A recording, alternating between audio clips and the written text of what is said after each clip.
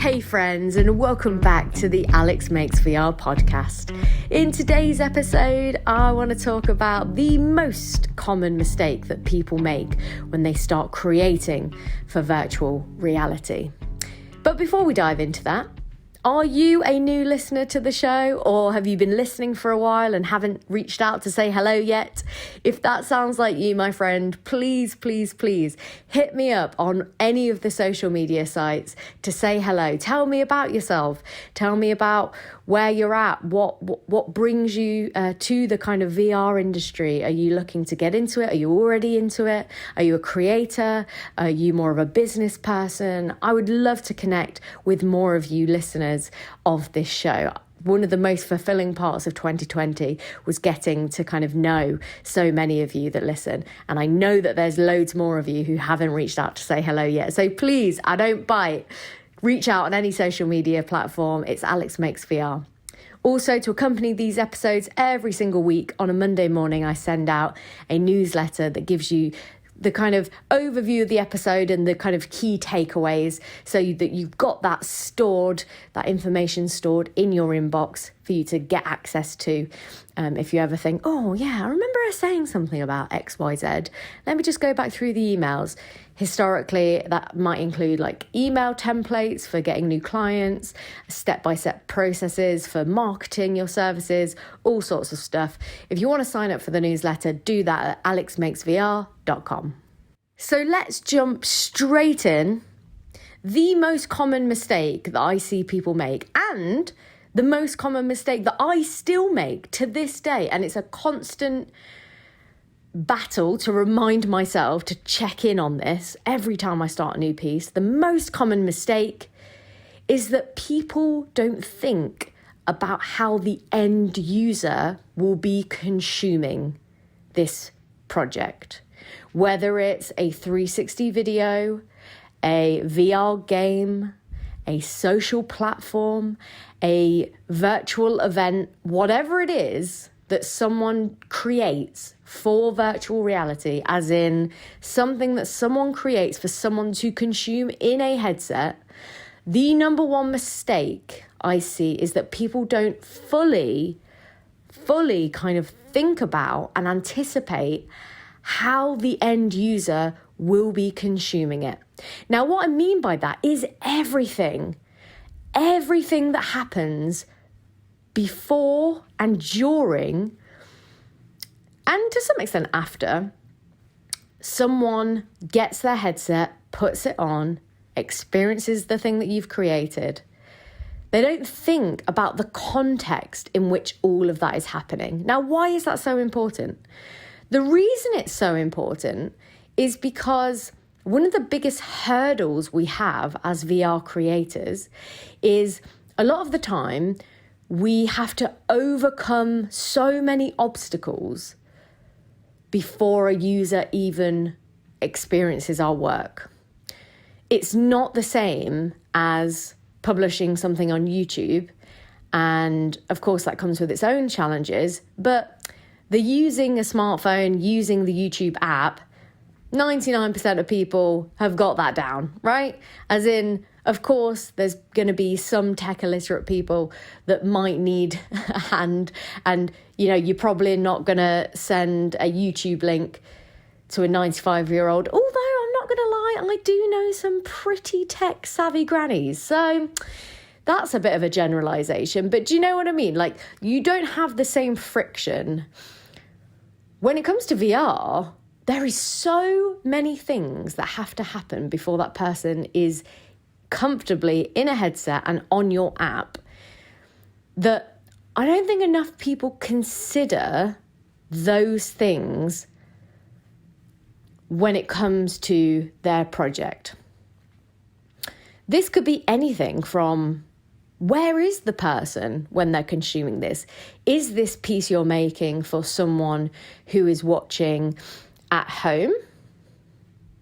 And if they're watching at home, are you expecting them to have a lot of space? Because most people don't have the luxury of having a lot of space.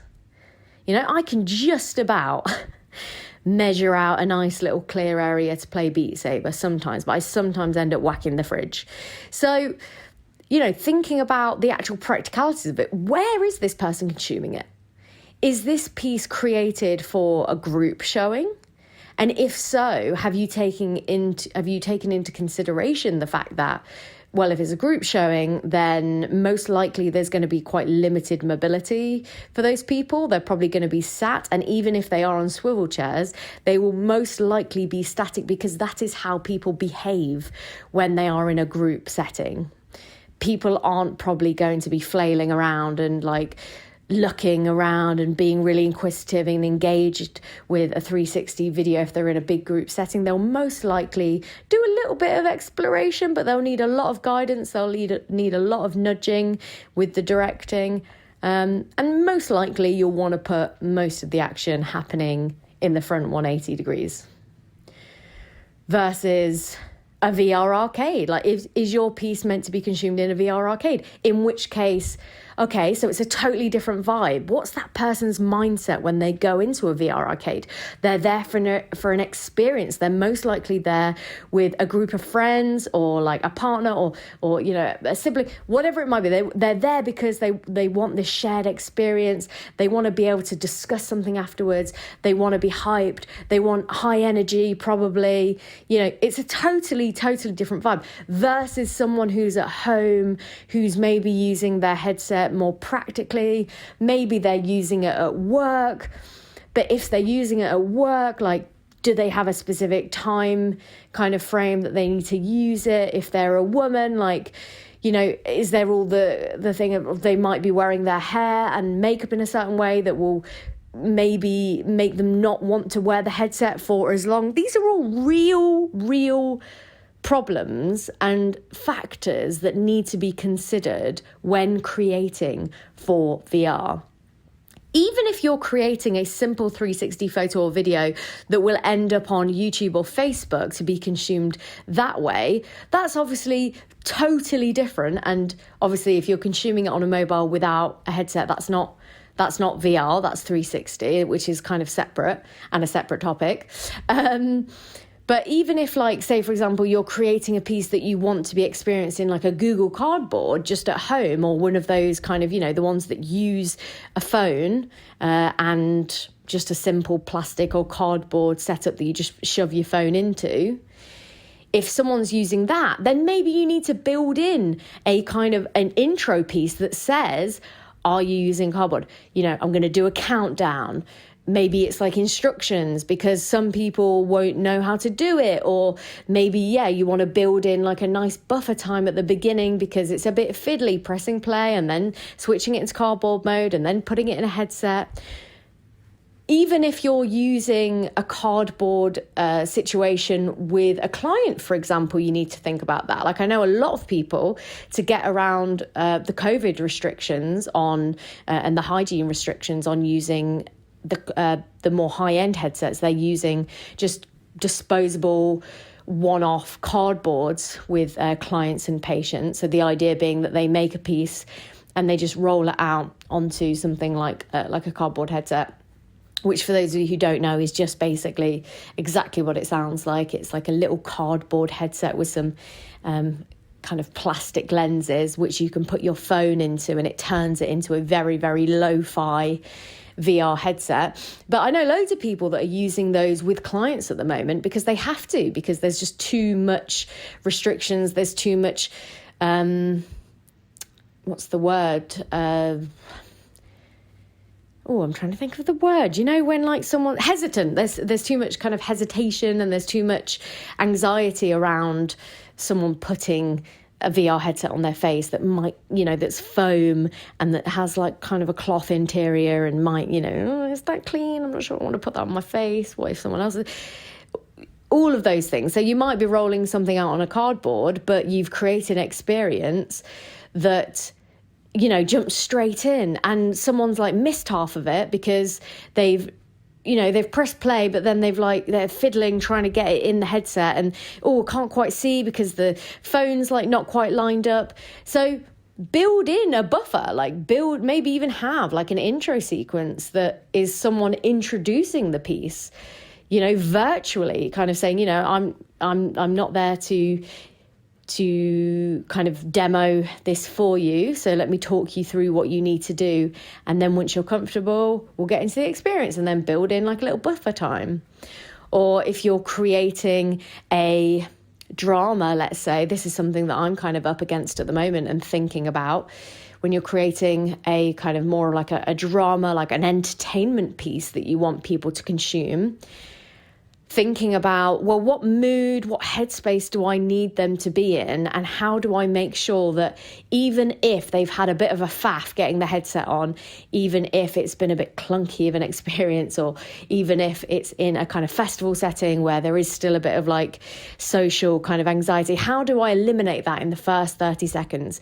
How do I use sound? How do I use action? How do I make that first setting, that first scene so powerful that it takes away all of that preamble, all of that faff that took for that person to get to that first scene?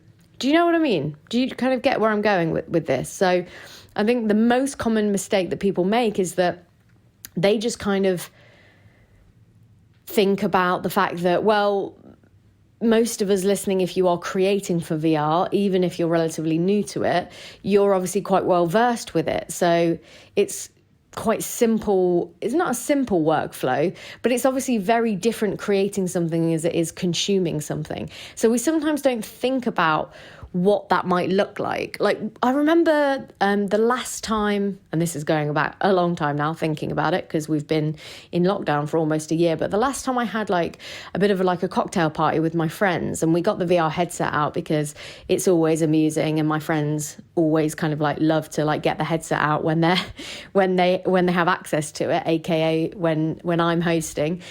And we put something on for someone to see, but they didn't want to like necessarily miss out on what was going on in the room. So they didn't put the headphones on, so they wanted the volume down. And so the thing that they were trying to do, I think it was like a space, it was like an ISS kind of thing, and you have to like navigate around a space kind of ship. But the instructions, they weren't visual, they were audio. They were kind of like audible instructions that told you what to do. But they completely missed those instructions, obviously, because they got the volume down because it was in a group setting. Now, of course, the creator of that piece couldn't necessarily anticipate that, but maybe have a think about that. Have a think about if your piece were to be shown in that kind of setting where someone doesn't necessarily want to put the headphones full blast because they are conscious of their surroundings. Have you got a visual aid?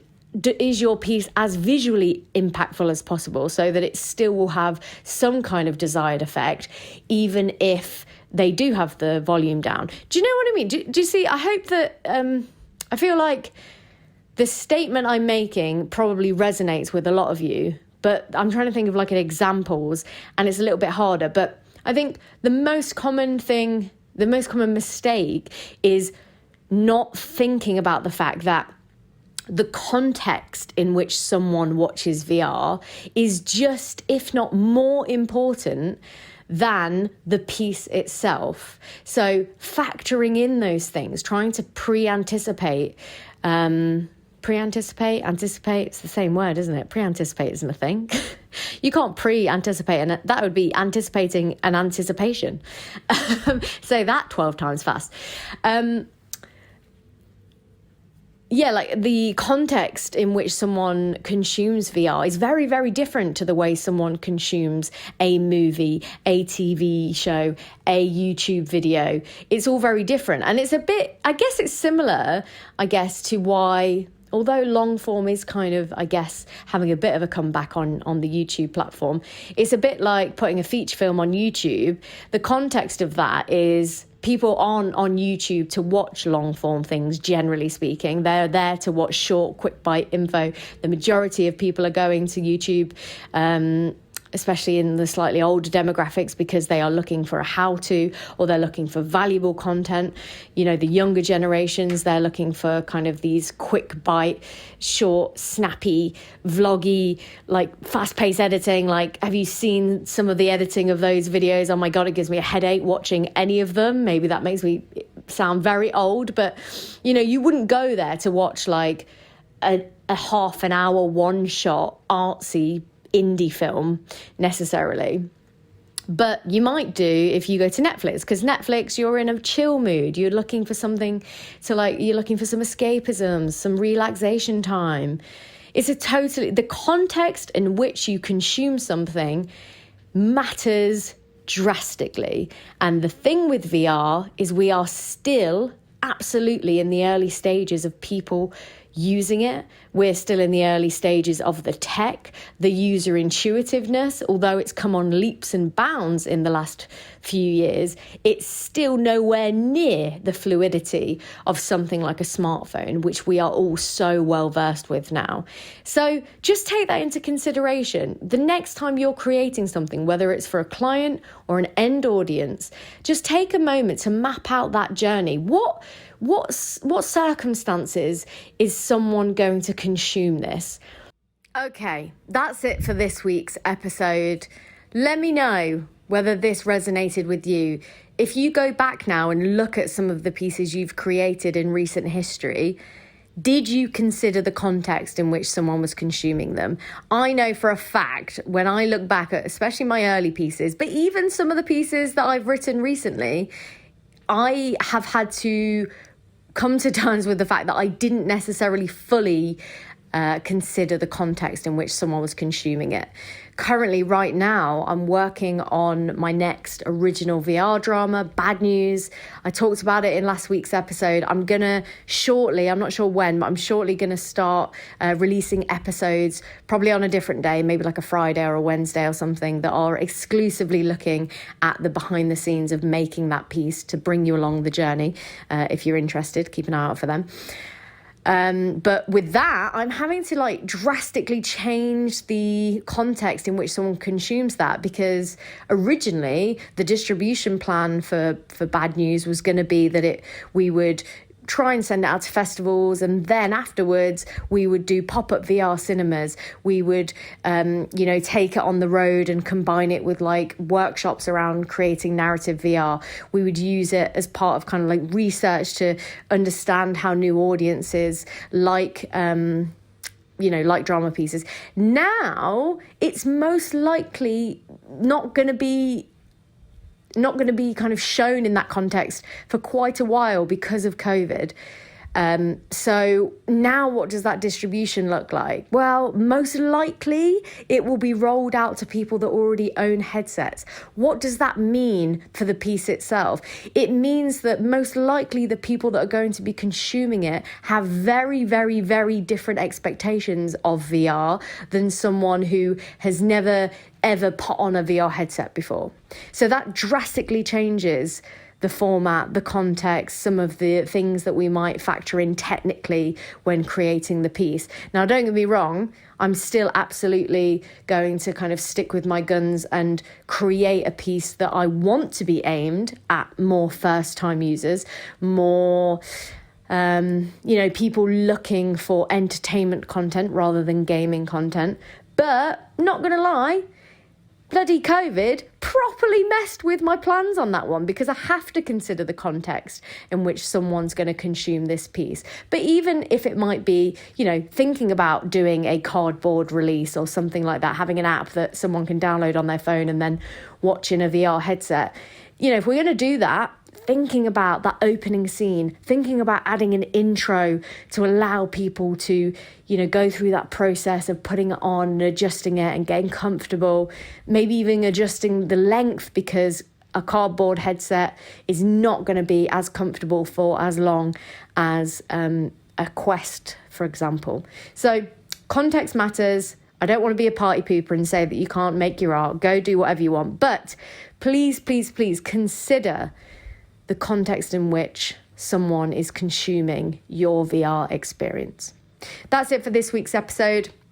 Like I say, it would mean the world to me if you reached out and introduced yourself. Let me know who you are, where you're at in your journey. Was this useful? all of that kind of stuff helps. If you've been enjoying the podcast, it would mean the world to me if you shared it with a friend or shared it on your social media or just left a review. These things really help other people discover the podcast, because podcast isn't very innately SEO friendly. So it would mean the world if you would do that, if you're getting value from this.